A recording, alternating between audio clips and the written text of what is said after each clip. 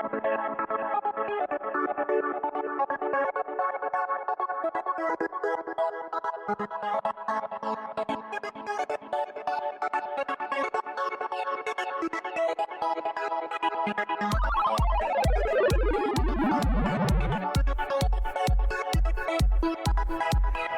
turn to page 87 of the Instruction Booklet.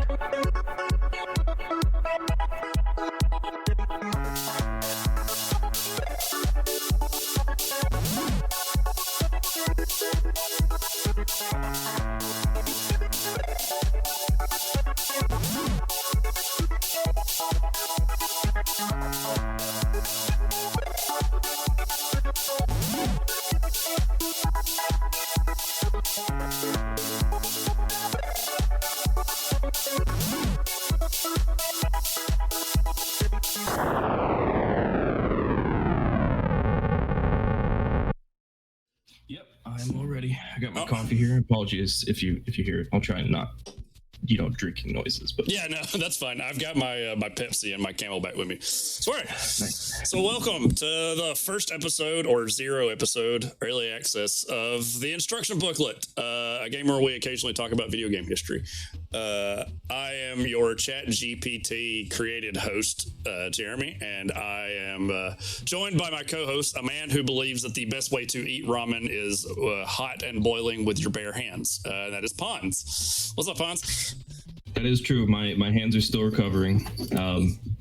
Just got them all bandaged up right here. But hi, I am a slightly less Chat GPT developed co-host. My name is Michael. I'm currently actually a PhD in English Literary Studies. And more recently, I've been kind of working on stuff related to video games, playing video games, reading video games, treating video games as literary texts. And so alongside Jeremy here, I've been interested in just looking into video game history and just thinking about the development of the medium and kind of all the weird things that have happened along the way.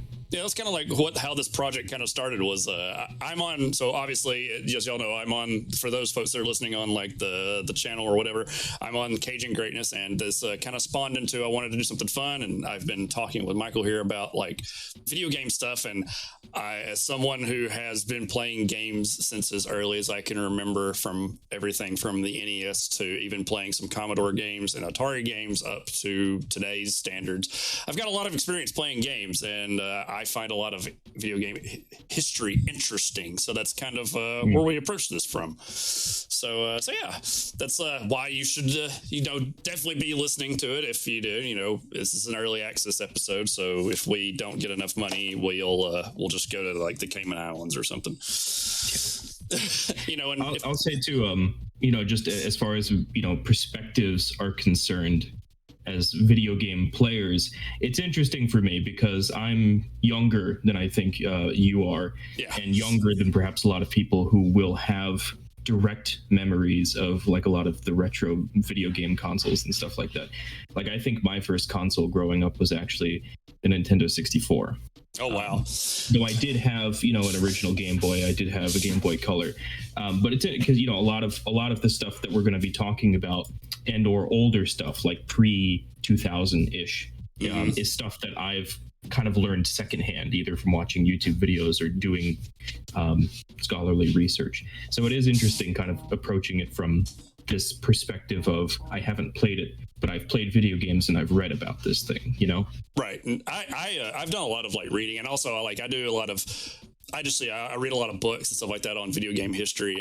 There's like a fun series that I read called like boss fight books that talk about like developments that are really fun, and then just the overall like scope of how games started, which is hopefully what we're going to try and cover. I guess the kind of the projected plan of how the show is going to go is every like episode we're going to do like 1 of 2 episodes. We'll either have an episode where we actually legitimately talk about like history.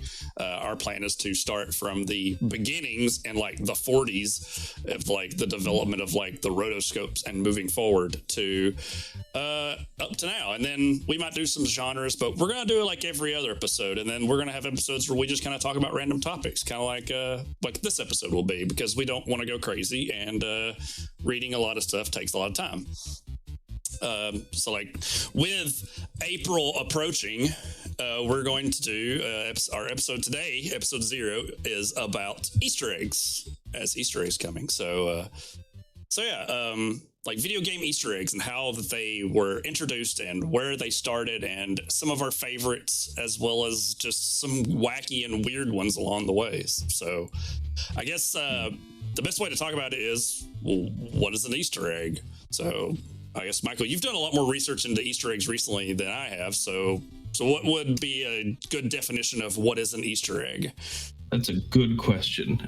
It's probably a definition I should have offhand. I think in my reading, something that I would propose is kind of just like a generic definition of an Easter egg, is a thing hidden in a game, intentionally hidden in a game by a developer, that is only accessed through kind of like an obscure series of actions, something that has to be tangential to the main story of the game, right? Yeah. An Easter egg can't be part of the main thing. You have to actually kind of go out of your way and recognize patterns, or do a series of things that seems, pointless at first in order to find some secret that is not connected to the main story, usually.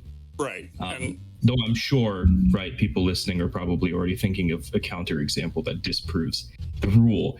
Though I think generally this is something that will kind of work as an explanation of what an Easter egg is. Yeah, something is in the game that the developer intentionally put. I guess a good example that I use, because on my Facebook I asked people to give me examples of Easter eggs, and I had to define it for somebody, is something that's hidden that can be found within inside the game, or something that's like kind of like not a part of the main game is like a good idea, is like an Easter egg. Mm-hmm. And so obviously this brings us to, the first time the term was used, the fun hot button topic that you like is, coined in the 70s, late 70s, by the director of software development of Atari to describe the hidden message in Atari's video game Adventure, which I'm sure a ton of people know about, because I'm sure a lot of people either read and or watch the movie Ready Player One. But as time has gone on, and as you've told me plenty of times, it seems as though that might not be the first Easter egg. It might just be the first instance of the word used, correct? Yeah, I think it would be more correct to say in retrospect that Warren Robinette's Easter egg in Adventure is the first, discovered by players. The first ever discovered Easter egg. The first Easter egg actually described as an Easter egg. Mm-hmm. But I think, and per this kind of theme of video game history, something that I'll say just kind of briefly is that you would think, with how young video games are, relatively speaking, the first video game probably is somewhere in the 60s, maybe the 50s, but yeah, you would think that we would be better at having recorded these things over the past couple of decades. The fact of the matter is that it's actually much more complicated, and you have a lot of early history things kind of coming out of fan publications, magazines, enthusiasts in the genre, not necessarily right, because and so someone doesn't have time to actually like sit down and just hop on every Atari game and dig around for an Easter egg. Someone who's not interested in contesting, major claims, right? Right. And so when Warren Robinette for 25 years is heralded as the man who invented the Easter egg, not too many people are interested in saying, actually, maybe there was someone before him who did it first. They just say, okay, Warren Robinette made the first Easter egg Adventure, 1979. Right. And that gets sort of culturally just kind of repeated, right? You end up with Ready Player One, which is very recent. The last few years. Yeah. And that book repeats this idea that the Easter egg is an invention of Warren Robinette. I mean, if you just go on YouTube even and you type in first video game Easter egg, I mean, it's probably like a top hit or something that's up there. Well, if like 6 years ago, from the Great Big Story YouTube channel, the first gaming Easter egg, it's a video with 1.3 million views from 6 years ago, and I watched it yesterday, and it's about adventure. Yeah, I'm sure. Yeah, and so one of the crazy things, right, and this is kind of, I guess, where all the buildup is leading, is that if you didn't know, there are tons of Easter eggs in video games from before 1979. Yeah, I think I've even got written in our show notes about like Moonlander having a McDonald's, and it's 1973 or... Yeah, I'm not quite sure when that one was discovered, but I think that's the earliest that we know of. It's this old game Moonlander, where if you go far enough right and you just keep panning screen after screen, eventually you'll actually find a McDonald's on the moon that you can hilariously crash into and destroy. Yeah, that's, nothing like taking down a McDonald's. Yeah.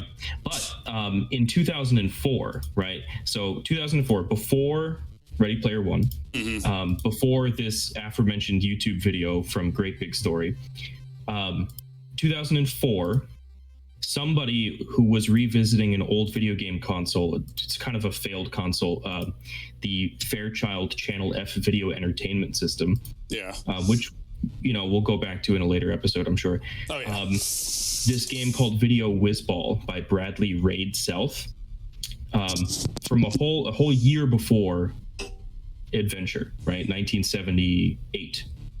He had basically done the same thing. He had encoded his name, a signature, a digital signature, you could say, into a hidden room of the game that required a very obscure set of steps in order to reach. But it would be wrong also to say, okay, well, if it's not Robinette, then we just got to find, the real person and then, praise them for being the person who made it. I think Raid South in an interview talked about how he did this because there were rumors of developers over at Atari doing similar things in their own games. And so then you kind of have this problem of, well, was Robinette working on Adventure at the time? And there were rumors about what he was doing that Raid South heard, and then he just finished his game first.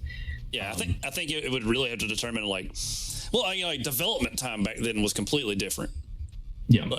As toward now, we hear studios working on games for years on end. We don't know how long it took someone to develop, Video Whizball or Adventure on the Atari system, because it was probably all built in giant computers that, eat up entire rooms. So, there's got to be something there that's was this guy working on this at the same time? Did these people know each other, kind of stuff? Yeah. At the end of the day, I think the quest for the originator of the Easter egg is something that may just be, I don't know, lost due to the accessibility problem of older video games. Right. It would be very hard for me. I'm sure I could do it, right? But if I wanted to find a Magnavox Odyssey to go back and play all of those games, it's not something I can't just go to GameStop and buy a Magnavox Odyssey, right? Right. And there are a lot of early video game consoles like the Fairchild Channel F video entertainment system that had a lot of games that are just not being reproduced and they're not accessible. And so there's always going to be this question of, was there a video game from 72 that was on a defunct arcade box that maybe had an Easter egg that just nobody knows about? It's a rabbit hole that you're really never going to find the bottom of if you really want to be skeptical about it. Right. So I choose to just say, well, this is the history of the Easter egg, and celebrate the fact that it's kind of this weird thing that video games can do. It's cool. Yeah, Easter eggs kind of are they're fun in the sense that it's kind of like the joys that I talk about, the days that predate, the access to the internet of telling your friends about finding this cool thing in a game, or a good example would be how in, the first issue of Nintendo Power, they just talked about the Konami code, which was just a debug setting that was, it's like word of mouth that kind of spreads like that. And like what you're talking about, like going and finding old systems, we, and hopefully like we'll cover it up too. When you had the crash in the 80s, like there's tons of these like systems and even games themselves that were made for these systems that are just lost to time. Not to mention, how long does those circuit boards last until we can't use them anymore, and these games are kind of there, which that's kind of like the whole idea of like chronicling like video game history, which is like something that we kind of want to do here, is like talk about these things. We're putting them out here for folks to listen to, and somebody out there is gonna hear it and think, hopefully, oh, well, that's kind of cool, and maybe go look into more stuff like that. Yeah. And you also get like situations where like, we were talking about like how Ready Player One like got the adventure thing out there, but you also think, was it the Ready Player One book was included in like one of the first loot box like things that came out, I think, because that's my roommate at the time had it, and he loaned the book to me. And it's like suddenly you have like this wide spread of like pop culture knowledge where people just default to this thing they find. Instead of like where you have these like moonlanders and video whiz balls that are like just kind of out there somewhere. Like I'm sure there's hopefully within the next episodes we'll talk about some of the earlier video games and like the debate over what was really the first video game, and we'll never know if there was an Easter egg in those, because I'm sure either people didn't even think about it or not. So I think one last thing that I'll kind of say about this is that Robinette's legacy, this is not to say that all of a sudden everyone should be just like, I don't know, hating on the adventure story, right? Obviously the stakes of this discussion are debatable, right? As far as like, no, this person really made the first Easter egg. But a lot of this legacy that Robinette has earned is driven by kind of corporate interests by Atari, which is something that you mentioned as far as the person who coined the Easter egg is concerned. Right, because this is like the director of software at Atari was like, oh, there's this thing in this game. Like, we need to do something about it. I'm sure Robinette's probably like, oh, okay, cool. There was a very interesting publication actually in Electronic Games. They had this section basically talking about how, I'll just read part of it. Okay. It says, sources at Atari have confirmed one of arcading's most persistent wild stories.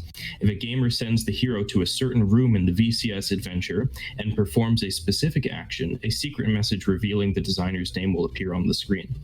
Many had scoffed at the notion, citing the fact that Atari doesn't credit designers, but it turns out to be true. Although the programmer in question didn't see fit to let his employer in on the joke, Atari is evidently taking the whole thing with good grace. In fact, it gave Steve Wright an idea for the future. From now on, he told EG in an exclusive interview, we're going to plant little Easter eggs like that in the games. Eventually, we may have a real treasure hunt with the clues hidden in various game cartridges.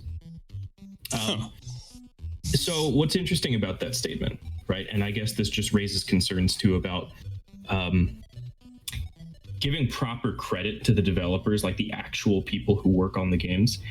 The reason that Robinette, among others, put his name in the game in the first place was because this was kind of during an era in which video game developers were not properly accredited for the work that they did on video games. Yeah. They didn't want people to knowing either, because they're afraid somebody else might hire them away. You bought a game like Adventure, and it was an Atari game, right? It wasn't a Warren Robinette game, it was an Atari game. And the article that I sort of pulled this quote from, the guy talks about the most interesting part about that little kind of snippet is that Robinette isn't even named. Yeah. Like it just Atari, said a developer. Yeah. Atari literally just takes the whole thing and pushes Warren Robinette out of the frame for a second, basically as to say, yeah, Easter eggs are this cool thing that Atari is going to do from now on. You better buy those cartridges and look for those secrets. So, that's, I think, one of the reasons why also people remember this Adventure one so strongly is because Atari really started hyping up this idea of the Easter egg. Like, it really became part of the public discussion and part of their marketing campaign. Oh yeah, that's an excellent way to sell games. It's like, we have the game that like has this cool super secret thing hidden in it. It's funny that you think about, like, you talk about like the developers thing. It makes me think about like when I was younger, like playing on the NES and stuff like that, and like beating a game and just having to watch all of the credits of all the people who made it and being like, can we please get through this? And nowadays it's like, no, that was kind of like a novel idea after a while, because developers didn't get the credit for creating these games. So these early Easter eggs were like ways for them to say like, hey, I worked on this game.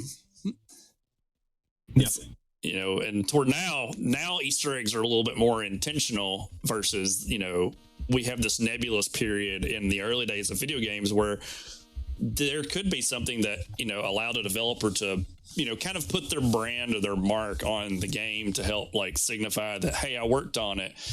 Even, you know, they may not get actual recognition for it by whoever was publishing it or developing it, because, you know, there's not credits. You know, I can see it from a standpoint of like, you know, people who work on a movie get their name put on like movie credits. Why don't I get my name put on, you know, this? And so, you know, that'll be something for the future to think for as well, as, you know, we dive into a debate of, you know, video games entertainment, because they're so kind of like tightly intertwined. Yeah, for sure. Do you want to go ahead and just start talking about, I guess, some of our favorite examples of Easter eggs from video games? Sure. Yeah, it's funny you talked about the Atari article, because when you said the part about the treasure hunt, my brain immediately went to the one that I wrote down, which was the Banjo-Kazooie thing, the stop and swoop. Did you ever play that one or see that one? I did. I didn't find the Easter egg. Okay, so, you know, Rareware made Banjo-Kazooie and Banjo-Tooie. Inside of this N64 game, there are quite literally Easter eggs, like eggs that are hidden in the game, and you collect all 5 eggs, and I think it was all 5 eggs. There was a key, a frozen key you have to collect. And yeah, so there was a cyan, a pink, a blue, a green, and a red, and a yellow mystery egg, and there was a ice key that you had to collect. So originally, Rare's intention was to place these in the game, and for when they made their eventual sequel to Banjo-Kazooie, you would literally take the game cartridge out and then put Banjo-Tooie cartridge in while the console was still on for it to unlock some kind of secret hidden thing. And of course, that never panned out because the limitations of the N64 at the time. But they did eventually pay it off to where you could find the key, and the extra missing eggs that were not in first Banjo-Kazooie to get to like an extra like secret area of the game. So it's like, it's interesting that you talk about like Atari's being like, oh, there's a treasure hunt, and it's like, oh, well, you know, I wonder if Rare like saw that and was like, oh, this would be kind of a, you know, an interesting idea. So yeah, that is a crazy idea. I mean, it's almost like an early attempt at doing, you know, the thing that RPG trilogies do, where it's like, oh, you can upload your save data from the earlier game and it'll affect, you know, like a Mass Effect or a Witcher. You know, this idea that you have to have both games in order to get access to things in the later games that you might not be able to without the first one, which is interesting. Rare's always been doing like kind of really neat and weird things inside like Easter eggs when they were in their like in their early days. Like the other thing that you know, another one that they've done was the Donkey Kong Country 2 thing. Was there was this big haul of video game stuff, and it had like if it determined like how many number of DK coins you could collect throughout the game, and it had Mario, Link, and I can't remember who the third person was. Let's see. Oh, Yoshi. And so, but that wasn't like the fun. Like everybody's like, oh yeah, a bunch of Nintendo characters. But the fun little like pokey Easter eggy thing that I loved about it is there's a trash can sitting on the floor that says like, I think it's no hoppers, and it's got Sonic shoes laying next to it. So, you know, and this was like Rare kind of like poking at the whole console wars thing. And not to mention Earthworm Jim's gun was laying there as well. So it's like, it was almost like Rare was kind of insulting Sega at the time. Wow, nice. So, it's like fun Easter eggs kind of like that. They're like, Rare always was really tongue in cheek because, I mean, Conker's Bad Fur Day is littered with stuff. It was mostly like pop culture references and stuff like that. So, but is there any of them that you think of that you really stand out to you that you enjoyed? The one that comes to mind most readily right now, and maybe this is an example that's already going to stress test the definition that I provided earlier, but I'm sure maybe you have, I certainly have, many others probably have been keeping up with The Last of Us on HBO. It just finished its first season. Yeah, I've heard great things. I haven't had a chance to watch it yet. It is my goal to eventually play the game first and then watch the show. Okay. Yeah. I won't say anything, I guess, spoiler related as far as the story is concerned. Yeah. But there is a particular moment that fans of the game and the show will remember, where they come to a baseball field. It's the moment where they encounter a giraffe in the game. Mm-hmm. And amusingly, one of the game developers, I think Peter Field was his name. I'm trying to pull up the tweet, but my computer's being slow. Field named the baseball field in the game after his wife. Okay. And so in the game, it just says Bethany Claire Field on the scoreboard at this baseball field. Yeah. And amusingly enough, this Easter egg, if you want to call it that, makes its way into the TV show. When you get to this part in the TV show, it shows you the baseball field, and right there you actually see the sign that says Bethany Clark Field. And I think the developer was very amused by this because it's just like a funny, silly little throwaway thing that he did that somehow ended up being a massive, HBO. Huge hit. That's like huge hit. Yeah. Getting tons of praise. And random video game Easter egg in actual live television. Right. That's a fun little perhaps that raises like a question too about I offered this kind of explanation of an Easter egg as something that you have to go out of your way to find, and in this case I suppose it isn't, though it is a reference to something we would call like non-diegetic, right? An in-game reference to something outside of the game in the quote-unquote real world. So there's another. Well, I mean, like even like with the examples I was talking about, with like Donkey Kong Country, they're blatantly referencing another competitor in a game for no reason whatsoever, other than to just be like poking fun at somebody, or like the same thing with like Conker's Bad Fur Day uses like pop culture references everywhere, from The Matrix to Alien to all this other stuff. I think the final boss of the game is the alien from Aliens, or like the xenomorph. So you have fun little things like that. Early Easter eggs were kind of, I think it's interesting, like how I guess more like our definition of Easter eggs have probably changed as the years have gone on, because like like some of the other ones that I have are the I am error joke from Zelda 2. There's like a random person in a town who their name is quite literally Error, and when you speak to them they say I am Error, but they're actually a part of the whole quest line, and they have a twin that is the same sprite model who is supposed to be like, it's spelled differently, but the original intention was it to be like Error and Bug, but they didn't when it translated over to when the English translation happened, they left Bug as the actual name that it was written as in Japanese, which is like Bagu or something, which means like, it means software bug. So this was more like an inside joke between the two, like the developer saying like, I made this thing called Error and Bug in the game, and they're actually a part of like a quest line where like someone tells you to go talk to this character. So sometimes you can have like little weird things like that, or like in A Link to the Past, you had the Chris Hooligan room, which was like a contest that Nintendo ran. And the person that won it, they named a room for them. Well, unfortunately, like how the game worked was this room was created as like a failsafe for a state that if the game kind of like crash, or like if it couldn't find a room, it would create this room, and this person's name would be in it. I can't remember exactly like what it, but it was like a secret room, and it was done for like someone who won a competition in Nintendo Power. Like Nintendo just put their name in this game, but you had to like, there was like a secret way to find it. Yeah, you had to break the game to find it. Yeah, you almost have to like break the game to discover the story. But it's kind of like I guess would you consider like some of the weird stuff in like did you ever play World of Warcraft? Yeah, absolutely. So like some of the weird stuff in original like vanilla World of Warcraft, like the Ironforge airport, or yeah. there was a war room, I think, in Ogremoor.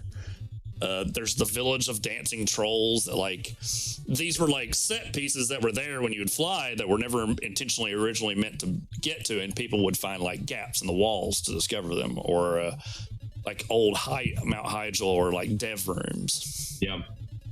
And then, you know, when Cataclysm came around and people got flying mounts, Yeah. you know, overworld Azeroth, they actually had to do something with these places and make them, you know, fully rendered and interactable. Yeah. So that's like kind of a weird area that like you think about like with like some Easter egg kind of stuff. Is like sometimes it might not be stuff that's developer intentional. It's just like things that the players find that are like weird things, or like something that got left over from early development of the game that they couldn't take out. Yep. Well, I think that maybe also raises questions about, you know, I mean, you mentioned the Konami code. Mm-hmm. My brain immediately went to, you know, when I was younger, and maybe this will, you know, date myself a little bit, but I remember playing Oblivion, I think, when I was in middle school, and discovering the dev console. Yeah. And like, you know, just immediately going on the internet to find what all of the cool, you know, things I could do with the dev console were. And I don't know if you ever did this, but there's a Bethesda, they like to put test halls in their video games. Yeah. You can type in like COC test hall or something like that in Oblivion. I don't remember the specific code, but it takes you to a developer only area that, you know, allows you to do things like spawn items in, spawn enemies in. Very interestingly, in the Oblivion test hall, you can go into a door that actually takes you to a small village in which you can go into a building and you can find a character who is actually voiced by, my gosh, what's his name? Was it Patrick Stewart was in Oblivion? No, gosh, the developer, the lead developer for Bethesda. Oh, what's his name? Gosh, It Just Works, guys. Oh, our editor's gonna kick our butts because he's a huge like Elder Scrolls fan. Todd Howard. Okay. My brain kept wanting to say Todd McFarlane because I was talking to somebody about Spawn. Oh god. No, Todd Howard. And it's just so funny because like I had no idea as a kid that this was Todd Howard, and he's like sitting there mimicking all of the different emotions. Like he's saying like, now I'm angry. This is how an angry character is supposed to sound. Like giving cues to the voice actors. Well, that's kind of cool. And it's just so weird. I mean, it's like this bizarre little thing that you can find. And it's like, again, is that an Easter egg? Probably not. But it's like, it's a cool, funny thing. I mean, Bethesda, I don't know, you know, how much they cared about how easily accessible their dev console is. I mean, on PC, you literally just press one button and it comes up. Yeah, well, that's like staying with Elder Scrolls. It's like the one Easter egg that I got from somebody. One of the Easter eggs that I got from somebody was the Elder Scrolls one, the Makek, the liar, the Khajiit. Yep. Yeah, how he's apparently in every single one of them, and he's always telling like truths about the game. Mm-hmm. Apparently, he even made his way into the Elder Scrolls Online now. Yeah, I was I read a lot about him. I even watched like a lot of the videos where he's talking, and you know, it's standard Khajiit stuff, but you know, showed up in Morrowind and then worked his way into Oblivion and Skyrim, and now he's actually online. And but he likes to share opinions about a variety of things, but generally it's stuff that's true, like truths about the world. Yeah. So you know, that's like a fun little Easter egg. I guess the other big, is it an Easter egg or is it not, that we can talk about would be anything involving Metal Gear Solid. I like how I just wrote, probably just talk about Kojima in our notes, because he does some of the weirdest shit in his games. Yeah. And in other games that are not his own. Yeah. From even though it's not an Easter egg, but the Psycho Mantis fight being him reading your memory card and commenting about all these games I think Metal Gear Solid 3 had a Ape Escape mini game in it. And there was those games are just, anything that he touches is usually just straight up silly. Yeah. Just dripping in self-referential irony. How many times are certain lines repeated? Kept you waiting, huh? Yeah. Metal Gear, it's just, are those Easter eggs? I don't know. Can you be a reference? Can you have a self-referencing Easter egg? Yeah. Can you reference yourself in a game to other games? And he's, I think you wrote, he's even in Cyberpunk. He's in Cyberpunk. Yeah. You can find him in that hotel during that, the heist with Jackie early on in the game. He's just hanging out in one of the bars. I was like, oh, look. And he's eventually we're going to have a whole episode just about him, because the man is very interesting and weird. But what's even crazier is we live in the era now where remakes and remasters are becoming a thing. Do some companies just keep those Easter eggs when you're remaking them? And a good point that I was writing out the stuff, and I was Blue Point Games has knocked it out of the park twice. They've done Shadow of the Colossus and they did the Demon Souls remake, and in both of those games they added stuff to those games that were hidden secrets and Easter eggs that were to make Blue Point's thing. I think there's a door in Demon Souls that you could never open. Yeah, I think so. And I think in the remake it gives you the Penetrator's armor, if I remember correctly. And then I can't remember what it was for Shadow of the Colossus. There's a bunch of items that you have to collect, little, I think, small, glowing orbs or gems that kind of show up throughout the world. And if you find all of them, it takes you to a secret door that you can open. Yeah. The interesting thing about the Shadow of the Colossus remake specifically in that Easter egg is that it seems to be, I can't say this for certain, right? But I know a lot of people think that Blue Point's addition of that Easter egg to the Shadow of the Colossus remake is in response to the almost decade-long, I think, quest for an Easter egg in the original Shadow of the Colossus that turned out to just not be real. Mm-hmm. I don't know if you know the story. I've seen a couple of articles about it. I think Eurogamer has one. There's a couple of YouTube videos that I've seen about it. But Shadow of the Colossus is a game that is, part of its aesthetic is that it's just dripping in mystery. Right. You're exploring the ruins of this ancient civilization, and there's not much information that you have. It's very kind of just you don't know a lot about the world. All you know is that you're on a quest to save this person and you have to kill these big things. Cool. It is a game that also has a lot of secrets.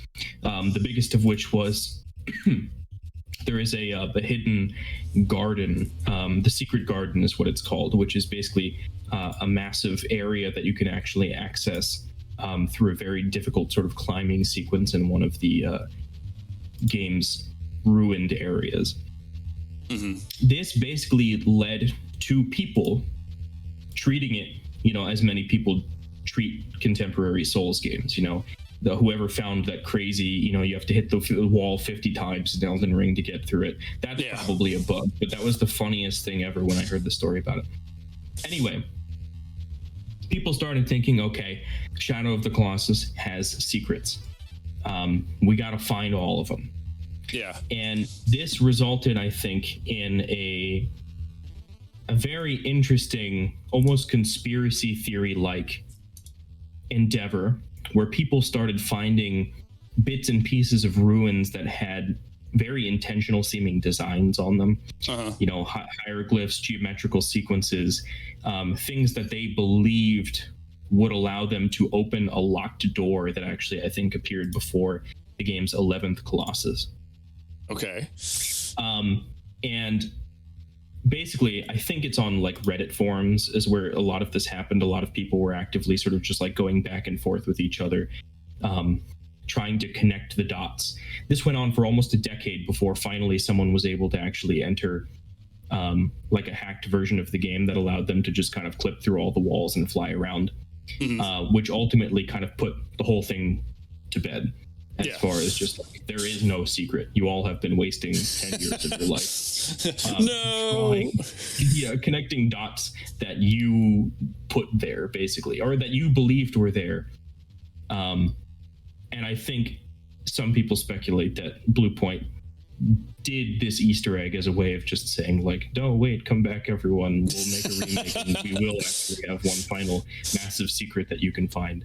Yeah, we'll totally put that room in there. Yeah, and so this has to be probably like my favorite story of, you know, a not Easter egg, like an Easter egg that wasn't actually an Easter egg. Yeah, it's interesting because I guess it falls in that category of like how we were talking about, like, you know, before the internet and stuff just gets like widespread everywhere, like people just had to talk about it or like just speculate on everything to make sure that like, oh, did that one thing mean that thing, or is this really a secret, or I really doubt that without the egging on of people on the internet that somebody would have spent, you know, a decade of their own life just playing Shadow of the Colossus. Yeah, just combing the game over. That reminds me a lot of I only knew this because like of the old game FAQs, but one of the first RPGs I really remember playing as a kid was on my Super Nintendo. I had Final Fantasy 3, which is, you know, Final Fantasy 6 and all that nonsense. Well, in the final boss fight, if you have a certain sword in your inventory, that's like you get a point where there's like an Esper or a summon that you can choose to make it a summon or a weapon, and you can pick it up. And if you take the sword, and you can upgrade the sword like multiple times, if you throw this like crazy rare unique sword at the final boss, instead of popping up damage, it'll just say too much to count.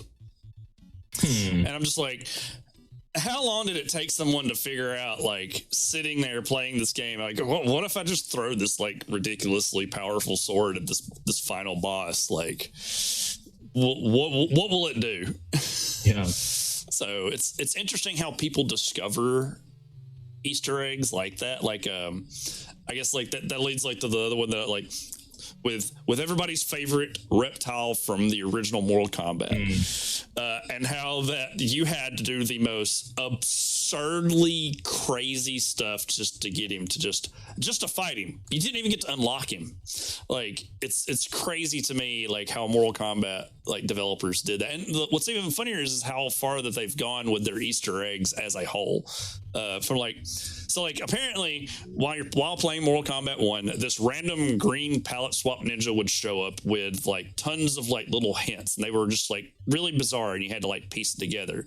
So eventually you had to, while on the pit stage, when a shadow flies in front of the moon, you can't hold block, and you have to get a double flawless victory with a fatality that is not the uppercut into the pit to fight Reptile, who had the powers of both Scorpion and Sub-Zero, and in fact his name title on his title bar just said Scorpion.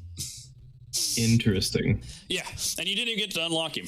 This being a character who you don't get to play until Mortal Kombat 2.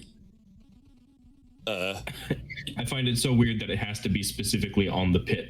But the fatality that you have to do is decidedly not the one that the stage allows you to do, despite the fact that it's the required stage. That's interesting. Well, what's even crazier is getting a double flawless victory while not using block in Mortal Kombat. Yeah. Like, game AI back then was like not fair. And you know, and Mortal Kombat goes on to do like other funny stuff, like in Mortal Kombat 2, in like the forest level, you would see like characters poking out behind trees, and that included like Smoke, Noob Saibot, and then there was a burning guy on like a bridge in the far background who would become the final boss of like Mortal Kombat Armageddon. So it's so funny to me that like Mortal Kombat developers back then would be like, hey, remember that random thing we threw in the background there? Let's make it a character. So it's almost like they were very tongue-in-cheek with some of that stuff.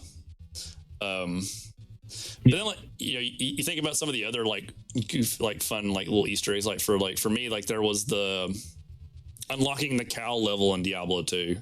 Yeah. Just giant hell bovine walking around saying moo all the time.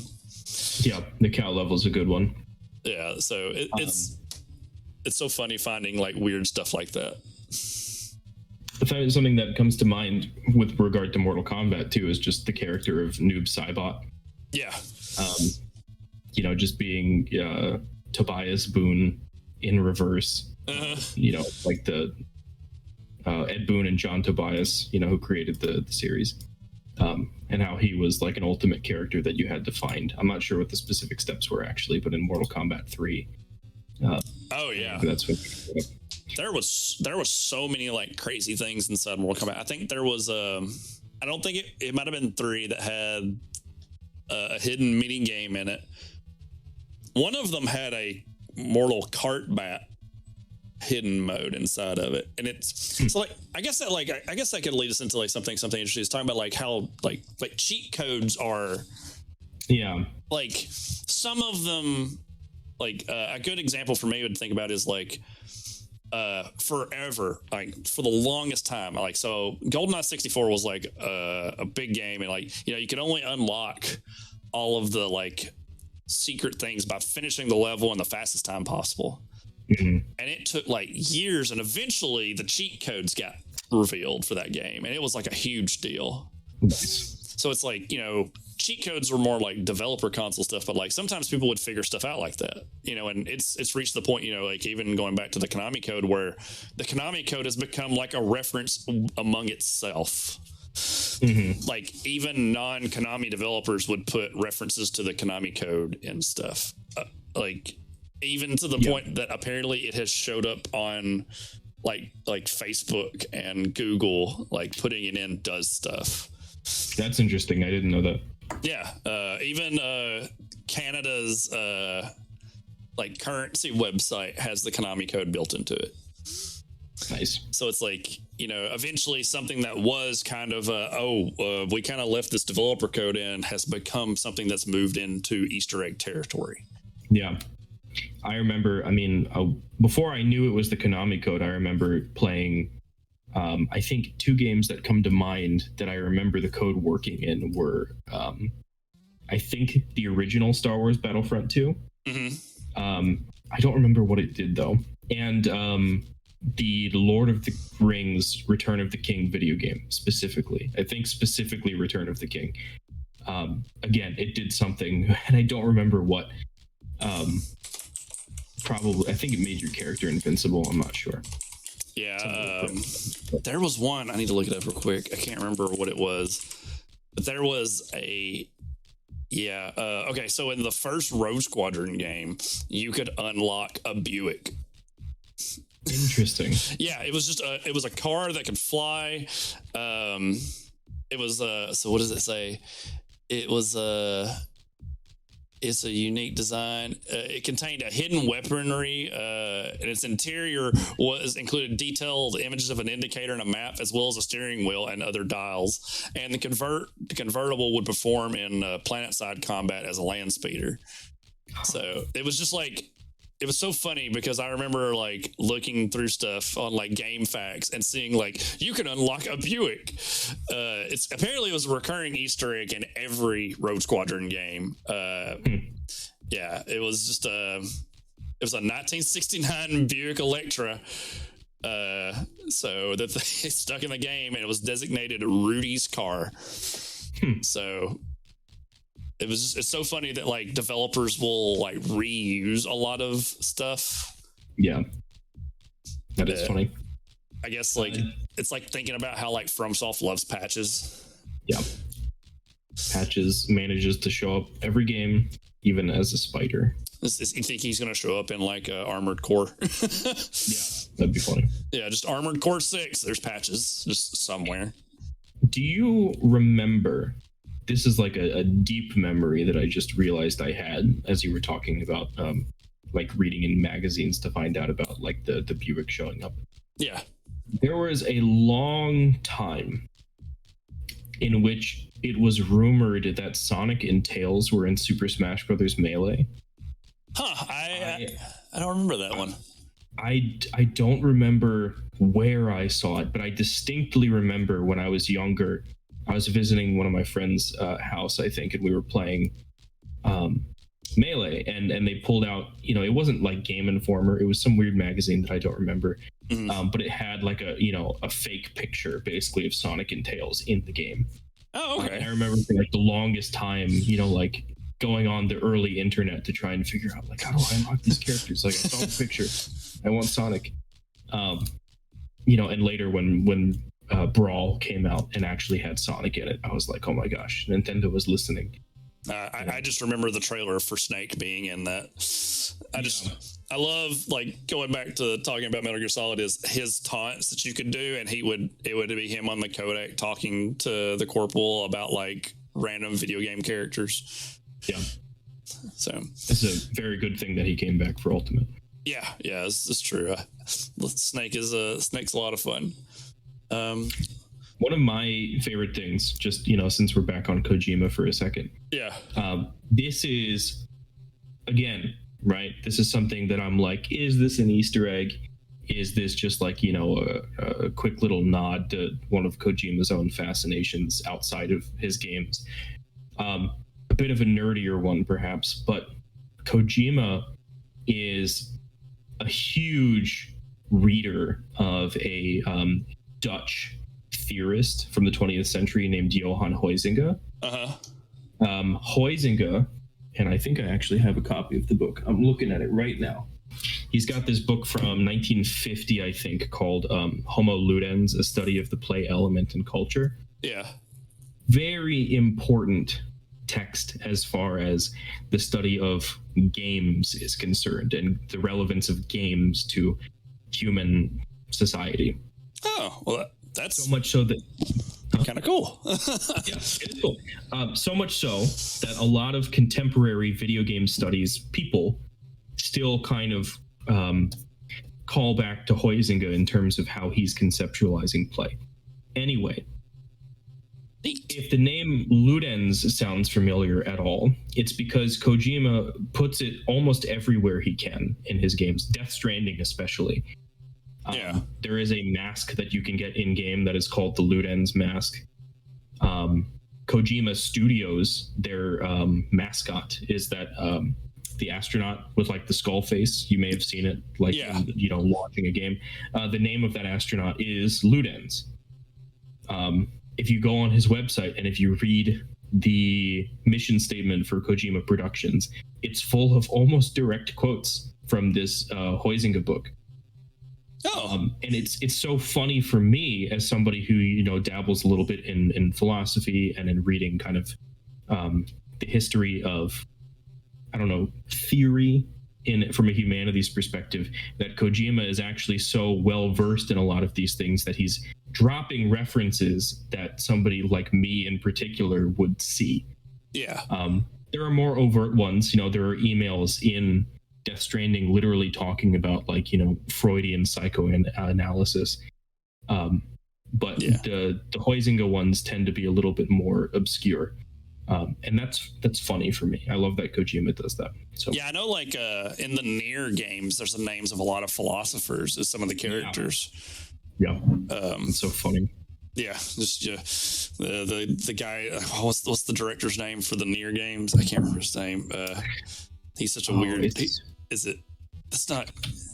Because Yoshi P is the Final Fantasy 14 guy. Yeah, Yoko Taro. Yeah, that guy. That guy's so strange. Yeah. But yeah, he puts a lot of philosophers' names in his games. So yeah, it's interesting. I've played Automata. Yeah, I've played that one. I haven't really engaged in the literature on it, so I don't know, like, if somebody's actually done kind of a breakdown of whether or not the names of these philosophers are actually, like, it's meant to be kind of commentary on what these characters represent ideologically. But I mean, that would be something that I would be interested to look into and maybe report back on, because that would be fun. Yeah. All right. We're getting close to our time on here, so we're going to start doing our wrapping up. But yeah. So I'm trying to remember if there was anything else. There's one more thing that I want to say. One more thing. Yeah, what you got? Call of Duty, Nazi zombies. Oh God. Easter eggs. At what point do they stop being Easter eggs? Because they're always called Easter eggs. You know, I remember playing Black Ops 4 and every single new map coming out and, you know, going straight to YouTube and saying, you know, 9 Easter eggs, step-by-step guide. That's yeah. Well, it's just funny because, again, it's like, certainly they started out Easter eggs. You know, you go back to World at War and right. things that, you know, clearly they're not the point of the game, right? The point of the game is just to survive as long as you can against the zombies. But around about Black Ops 2, it's almost like playing the zombies it's not about just surviving as long as you can anymore. Actually, the point of playing each map is to do the stories, right? Because actually Nazi zombies got a very, very bizarre story kind of going into Black Ops 2 and 3. It's a good story. Yeah.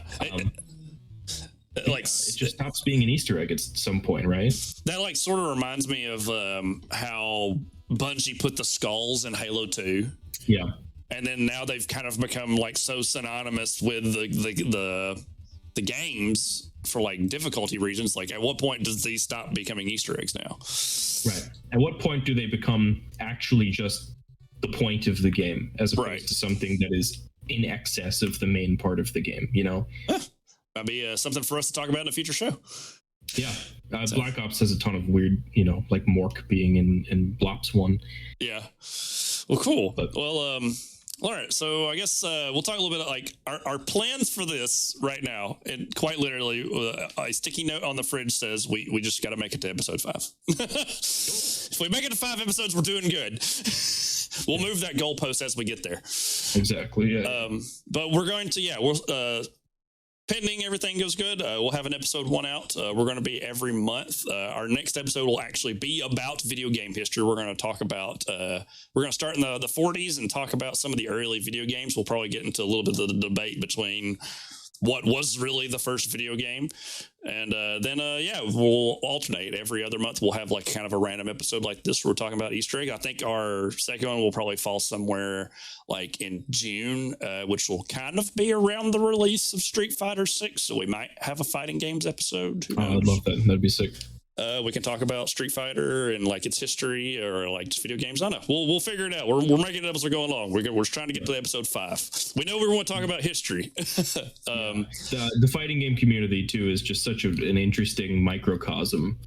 So many stories, so many things you could say about just random topics in fighting game history. So yeah. So I guess for real quick, so Michael, what games are you playing right now, or like what kind of games, videos, and literature are you reading?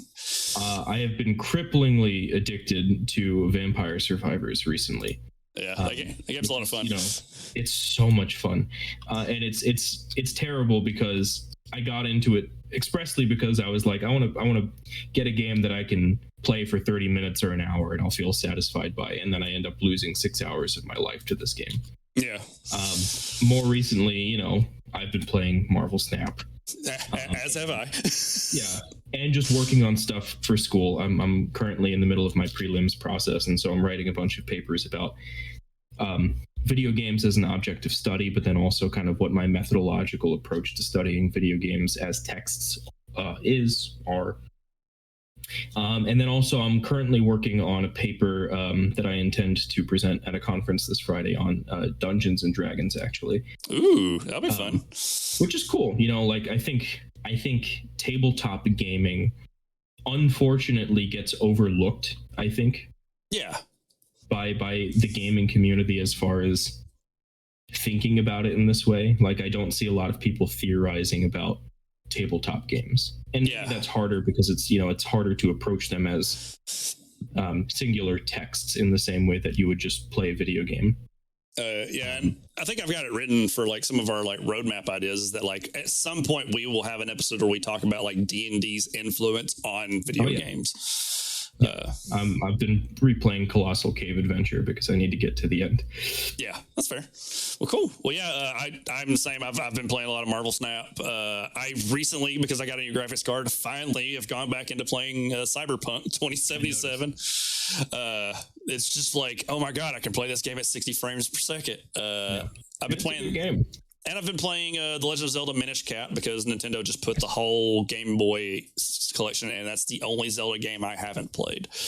Nice. I've been watching a lot of Gaming Historian in preparation for all this, which is a great YouTube channel. And soon, hopefully pending not all of the terrible stuff that's come out about it, the new GDC conferences should be dropping soon. Oh, yeah. Even though apparently there's been reports of some misdoings at this year's GDC. Yeah. So I was particularly interested in the fact that the development team from Rumbleverse were actually going to present at GDC. So rest in peace, Rumbleverse. Yeah. Well, I guess outside of that, we'll do our plugs and then we'll wrap this up. So Michael, where can the people find you online? Right now I'm on Twitter. I think it's at Mackerel Prawns is what my because it's supposed to sound like my name. Oh, okay. Handle. Well, cool. Literally just the fish, mackerel, and then prawns, the not fish, the other aquatic animal. Gotcha. It's Michael, my co-host. I'm Jeremy. You can find me on twitch.tv/backwards hero, where sometimes I stream games. Our Blood Bowl season just started, so we might be streaming that or some Demio. I'm also on Instagram and Facebook as PressArtF4. And of course, you can find me on the main host of, as one of the hosts of Caging Greatness, which you can find everywhere. Also, a shout out to our editor who helps us out from the shadows. He makes this episode sound great. And then not to mention all of the AYCH stuff that helps us out as well. They're the ones that are hosting the show, and we're very thankful that we hope there's not too many features in this episode. You can find them on AYCH Xtra on SoundCloud, Apple Podcasts, Google Podcasts, Spotify. You can find them on Twitter at AYCH Podcast and AYCH Xtra. That's extra with no E. And they have an Instagram as AYCH Podcast. So, yeah. Thanks again for giving us your time. Hopefully we make it out of early access. And we'll we hopefully make enough money, and so you know that all the bugs will be worked out of the game. We'll be back next month, hopefully for our first history episode where we talk about the early days of video games. So yeah, thanks for tuning in, and thanks for rambling on, Michael. Yeah, thanks for listening. Yep, y'all have a good night. Good night.